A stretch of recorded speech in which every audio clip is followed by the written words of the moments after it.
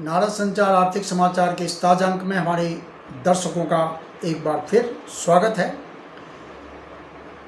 अब इस भाग में हम बात कर रहे हैं यूनिफाइड पेंशन योजना की। इससे पहले के वीडियो में हमने जो यूनिफाइड एकीकृत पेंशन योजना जो सरकार ने घोषित की है उसके बिंदुओं के बारे में बताया था। अब हम उससे आगे की हम बात कर रहे हैं कि जो एनपीएस है उसमें सरकार 14% योगदान करती है, जबकि जो नई यूनिफाइड है उसमें 18.5% योगदान करेगी। और इसमें सरकार के जो बजट पर है थोड़ा ज़्यादा बोझ पड़ेगा। ये माना जा रहा है कि पहले साल पे ज़्यादा बोझ पड़ेगा, जबकि जो पुरानी पेंशन स्कीम थी उसमें पूरा का पूरा पैसा सरकार अपने बजट से ही देती थी और ये बोझ सरकार पर लगातार बढ़ता जा रहा था। पूरी सर्विस के दौरान कर्मचारी से उसमें कोई योगदान नहीं लिया जाता था, बल्कि सरकार जब कर्मचारी सेवानिवृत्त होता था तो जो भी उसको भुगतान करना है वो पूरा अपने खजाने से देती थी। और जो आंकड़े हैं कि 2017-18 में सरकार का पेंशन खर्च 1,45,745 करोड़ रुपये था, जो कि 2024-25 में जो बजट अनुमान पेंशन के लिए रखा गया है वो 2,43,296 करोड़ रुपये पर पहुंच गया।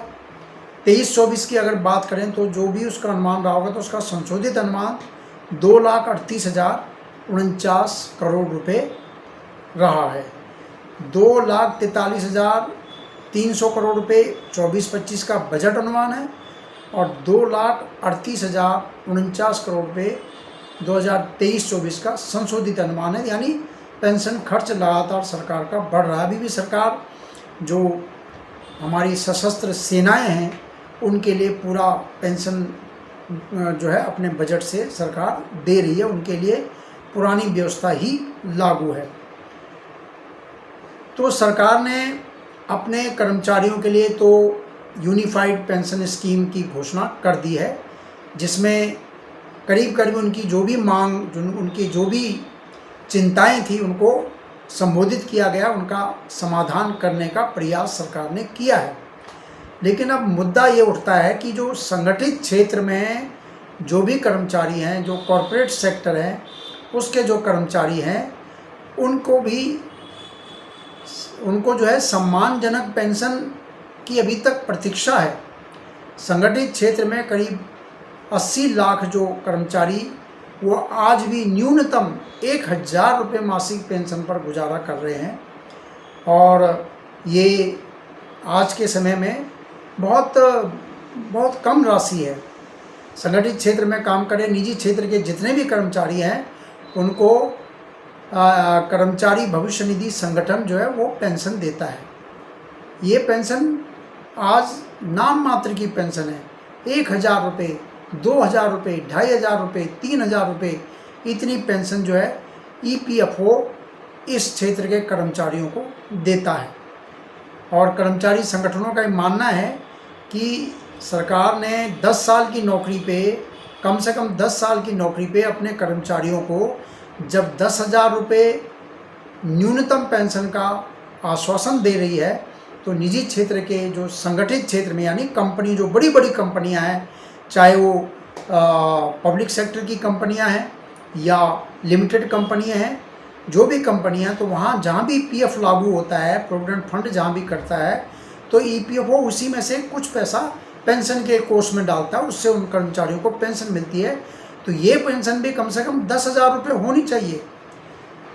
इन कर्मचारी संगठन ये मानते हैं कि जो कंपनियों में जो लोग काम करते हैं वो भी इनकम टैक्स भी देते हैं, जीडीपी में उनका भी बड़ा योगदान है, इसलिए वो भी सम्मानजनक पेंशन पाने के हकदार हैं। और सरकार को इनके लिए भी 18.5% या 20% जो है उनके पेंशन कोष में योगदान की व्यवस्था करनी चाहिए। पिछले कुछ सालों से हर साल 1 करोड़ से अधिक जो कर्मचारी है, कामगार हैं, वो ईपीएफओ से जुड़ रहे हैं। कंपनियां जो भी होती जिनमें 20 या उससे भी अधिक कर्मचारी, एक इसका पैमाना है, तो उनको जो है वहाँ पीएफ लागू होता है कि कितने कर्मचारियों वाले जो भी संगठन होगा, जो भी कंपनी होगी, वहाँ उनका भविष्य निधि जो है उसका उनका कटेगा। भविष्य निधि भी अपने आप में एक प्रकार से सेवानिवृत्ति के बाद की जो है सामाजिक सुरक्षा के तौर पर ये शुरू की गई। एक मुश्त पैसा भी आपको मिलता है, जो भी पीएफ कोष होता है उसमें सरकार आपको अच्छा ब्याज देती है, ब्याज के ऊपर ब्याज करता है, चक्रवृद्धि ब्याज मिलता है। और जब आप 58 साल या 60 साल में जब भी सेवानिवृत्त होते हैं तो वो एक मुश्त कोष आपको टैक्स फ्री आपको मिलता है। और उसी में से ईपीएफओ ने कुछ 8.33 जो है नियोक्ता का करता है, जो आपका 15,000 रुपये उसमें फिक्स किया गया, उस पर 8.33, और कर्मचारी का भी योगदान करता है। तो ये उसमें उसकी पेंशन फंड में जाता है। लेकिन वो पेंशन जो है आज की तिथि में भी बहुत कम है, 3,500 रुपये तक आज लोगों को उसके हिसाब से पेंशन मिल रही है। 2023-24 में 1,31,00,000 कर्मचारी ईपीएफओ से जुड़े हैं। और सर्वोच्च न्यायालय ने भी पिछले साल जो है ईपीएफओ को एक मतलब फैसला ये आया था कि ईपीएफओ को जो कर्मचारी अपनी बढ़ी हुई बेसिक पे उसमें योगदान देना चाहते हैं, उसके हिसाब से उनको जो है पेंशन के बारे में निर्णय ले। लेकिन ईपीएफओ ने जो सुप्रीम कोर्ट का ये फैसला था उसके अनुसार अभी तक कोई योजना जो है सामने नहीं आई है, कोई ठोस कदम नहीं उठाया है।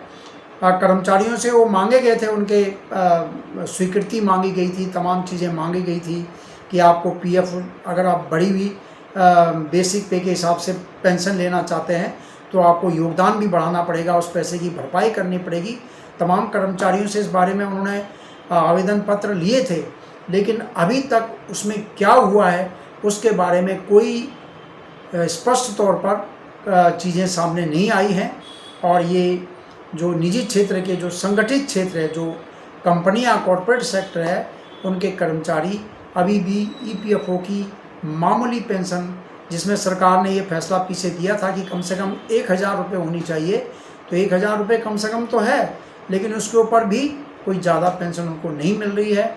इसके बारे में भी भविष्य निधि संगठन, जो भारत सरकार का एक प्रमुख उपक्रम है, उसको देखना चाहिए कि उसमें क्या पहल हुई है। और कर्मचारी इसको लेकर पूरी उम्मीद लगाए बैठे हैं। कर्मचारी संगठन भी समय समय पर इस मुद्दे को उठा रहे हैं। तो इस वीडियो में इतना ही। अगले वीडियो में फिर आपसे मुलाकात होगी। हमारे चैनल को लाइक कीजिए, शेयर कीजिए और सब्सक्राइब कीजिए।